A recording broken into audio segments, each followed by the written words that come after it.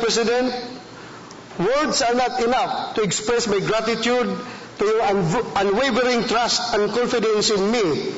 And with that, I pledge to you my endless and unquestionable loyalty.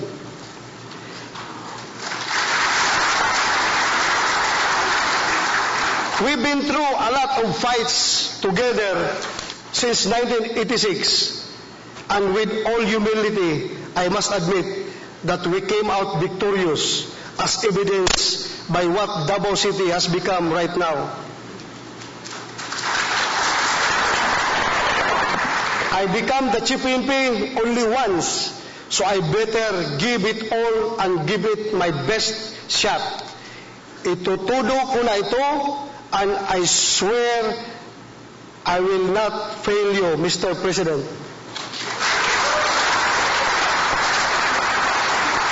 Dili gayud ako magpakaulaw kanimo, sir. To all members of the PNP, beginning today, I am your father. A father who loves and takes care of his children, rewards his well-performing children, and punishes his erring children. In our fight against drugs, criminality, and corruption, it is either you are with me or you are not with me. If you are not with me, if you are with me, then let's do it. But if you are not with me, then you are finished. We will be relentless in our internal cleansing efforts. We have to eliminate scalawags from within our ranks. Kayong mga kutong, abusado, tamad at sindikatong pulis, bilang na ang mga araw ninyo. Lalo na kayong mga pulis dito sa Metro Manila na pinagmamayabang pa ninyo na kayo ang mga ninja, na kayo ang taga-recycle ng Cebu. I am giving you 48 hours to voluntarily surrender to me at ilahad ninyo sa akin ang lahat. Otherwise, mag-awol na lang kayo at mag-full-time drug lord na lang at makipag-gira na lang kayo sa amin.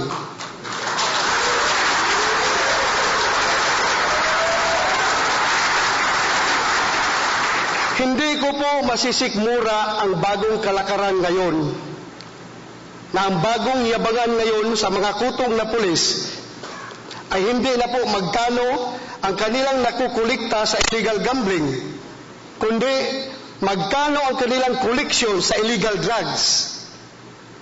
I am telling you this has to stop right now, or I will stop you from enjoying your evil life.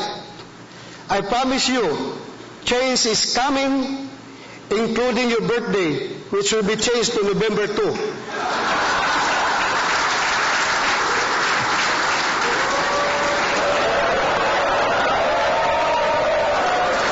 Sa mga matitino kong kapulisan, alam kong matagal na kayong nagtitimpi. Hindi ninyo magagawa ang gusto nyong gawin dahil ika nga, buntot mo, hila mo. Dumating na po ang pinakahintay nating lahat. Ang presidente na determinadong wakasan ang salot ng lipunan. Ang lideratong iaalay sa atin, ang lideratong aalay sa atin hanggang sa dulo ng walang hanggan. We are facing a daunting task, that is to reduce to the lowest possible level our country's problem on drugs, criminality, and corruption. I am not cowed by this challenge. I am very optimistic that together we can win this fight. Sa sambayang Pilipino, this is our golden moment to prove to ourselves that we are capable of ending the ills of our own society. Tulungan niyo po kami. Huwag po ninyong pababayaan ang inyong kapulisan. We need your help very badly. I am urging you to please join the fight. Be our prayer warriors. Ipagdasal niyo po kami na sana kami ay magtatagumpay sa aming misyon. na sana kami ay hindi magkakamali at higit sa lahat, hindi namin maaabuso ang karapatang pantao.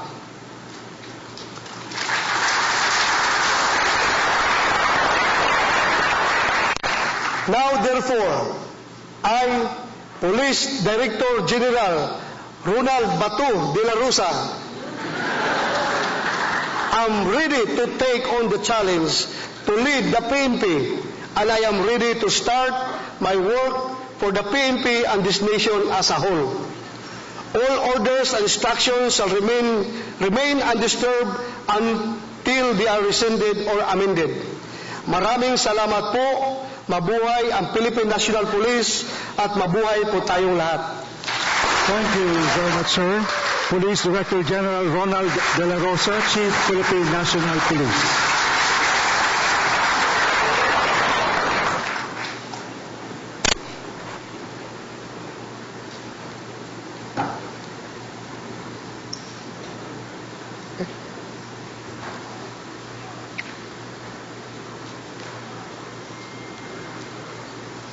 The Honorable Ismael Sueno, Secretary of the Department of the Interior and Local Government and Chairman, National Police Commission, will now introduce the guest of honor and speaker.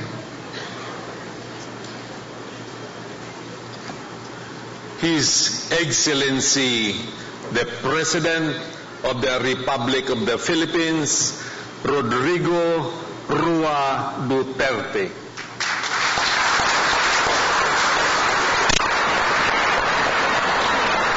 Kindly sit down. Thank you. Salamat po. President Ramos, sir, I'd like you to know that the very first person to go to Davao to make a trip, a very quick one, it's about 3 hours at the Marco Polo Hotel. We were held there for 3 hours, and he said it is time that Mindanao will have a president. And despite of my own misgivings about money, machinery, and everything, I prevailed because of his inspiration. Salamat po, Mr. President. Excellencies of the Diplomatic Corps, Secretary Sueno, Secretary Defendorenzana of the Defense Department, our new Police Director, Ronald de la Rosa, the members of the Senate, Manny Pacquiao, Risa, nice to see you again. Congressman Batuin, sir, how are you? The Chief of Staff, Ricardo Bisaya, and the Major Service Commands of the Armed Forces of the Philippines, former Acting Police Deputy Director General Francisco Yami Jr., the Chiefs of the National Police, men and women of the Philippine National Police, fellow workers in government, beloved countrymen. There is no riddle in the hiring of persons to hold sensitive positions in government. As I have said, I am a provinciano, and my sphere of influence was limited in the Davao region. But at that time, there was only one Davao, and because, I grew up there, and I studied in Manila. So my crowd was limited to my schoolmates and, of course, my classmates. And then I became a mayor and a congressman, few other people in government already. Now, in selecting the PNP Director General and the sensitive positions of immigration and, positions that have something to do with the enforcement of laws and the punitive actions that are available in that office were appointed, almost most of them at one time or another were city police directors of the city of Davao. Now the complaint is that mga kasama ko, mga kainuman, pati kabarkada, neither of the three. I do not drink with soldiers or policemen. I do not go around with them. I go home early. Although I have the rapport with them, there is always a limitation between a mayor and the police. For I have to discipline also civilians and in the military and police alike. Now, these are the guys who went through their career passing by Davao. And these are the only guys that I knew and I have worked closely and had the time to observe their character and integrity. And that is why when the time came, Coy, De La Rosa, Morente, and the rest were all taken in because I had the fortunate chance of having good military and police officers. Napakaswerte ko. And I was grappling with the very sensitive position of Defense Secretary. There was only one choice. It was Delfin Dorizana. He was the commander of the Scout Ranger Regiment when it was transferred to Davao at Malagos to fight the communists and to whom we are talking now about peace. For after all, we cannot be at war with our own people all the time through the generations. We have also to talk to the MIMN because there are historical implications and injustice committed along the way in civilization. And we hope that you would understand. And so I have also taken the liberty of choosing the men who would carry the burden of fighting if there is need to have one, or the dimensions of understanding and imparting it to the soldiers that we cannot be at war with our own people for all time. I am glad that General De La Rosa provided the light moments for us. But I'd like to be harsh, and I mean no offense to anybody. Sa trabaho, ika nga, sa ating tatagtrabaho lang. You know, let me put forward a very simple story. I was became a lawyer in 1972, bar 72, during the crucial years, the first year of the implementation of the martial law.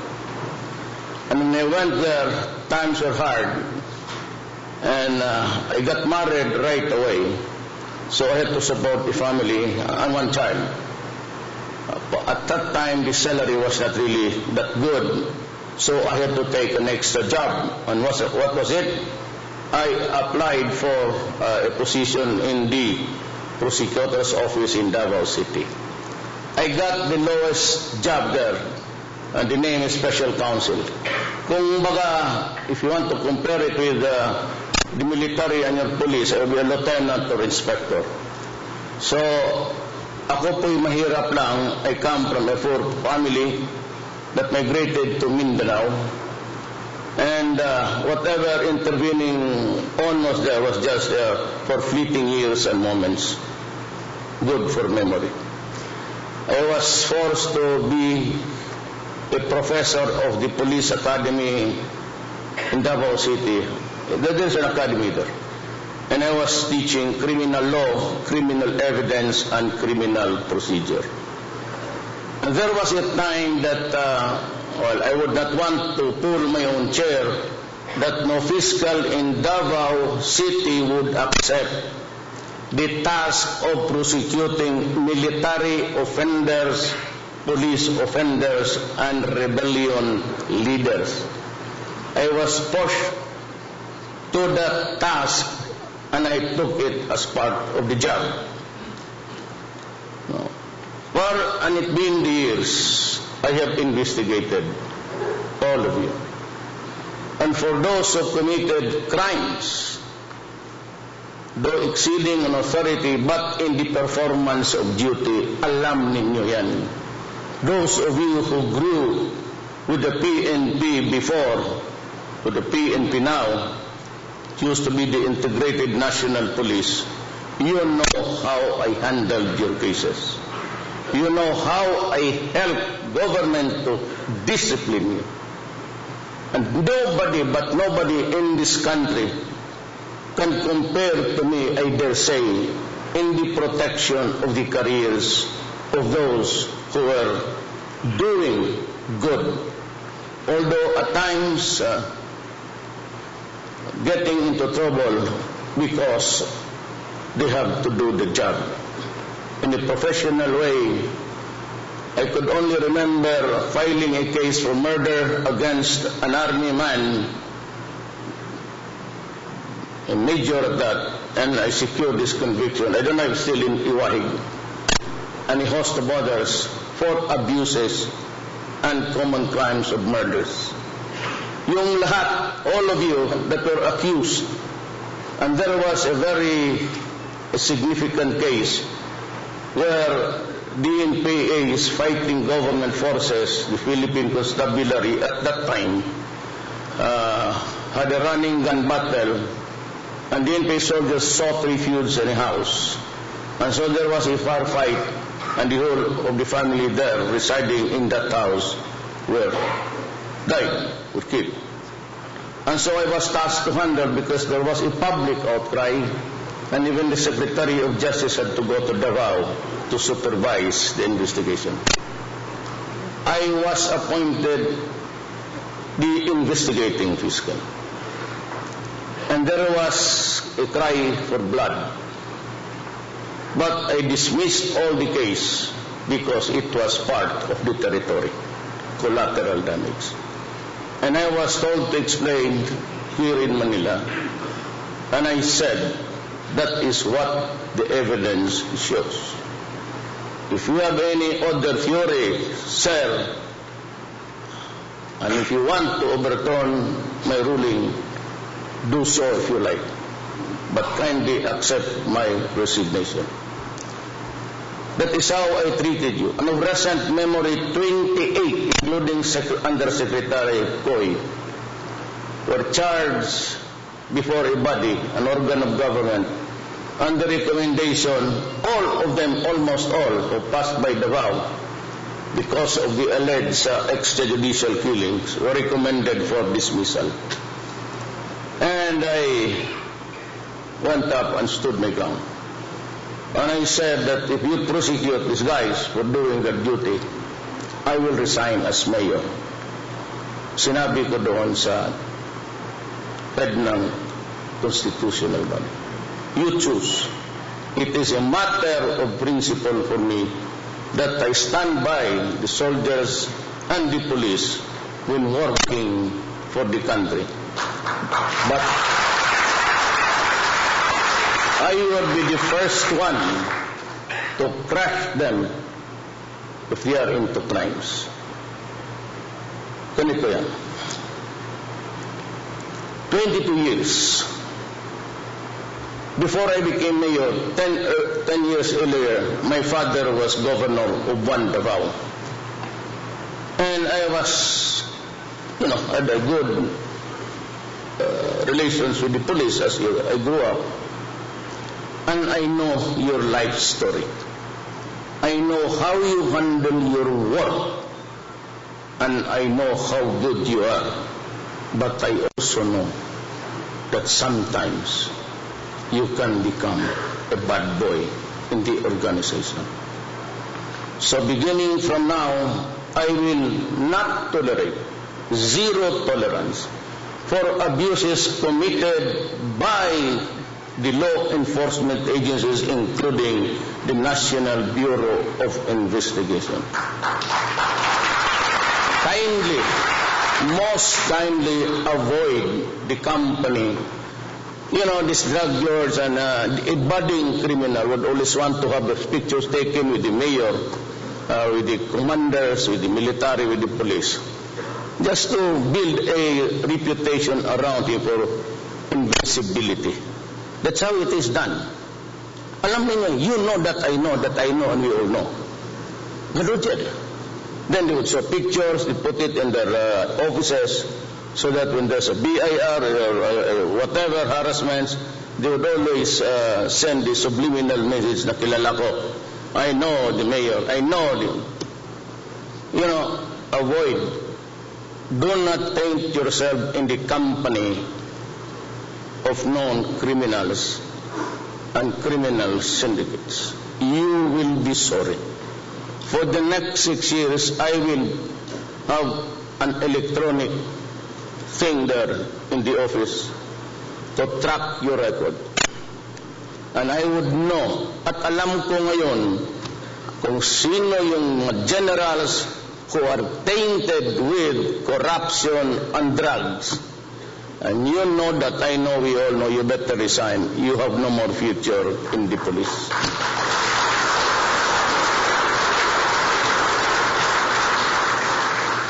Joke with anybody else, but not me, because I have my orders from President Ramos. Do what is good for the country. And he's the number one policeman thereabout now. Alam ko kung paano makorap yung gasolina converted into cash.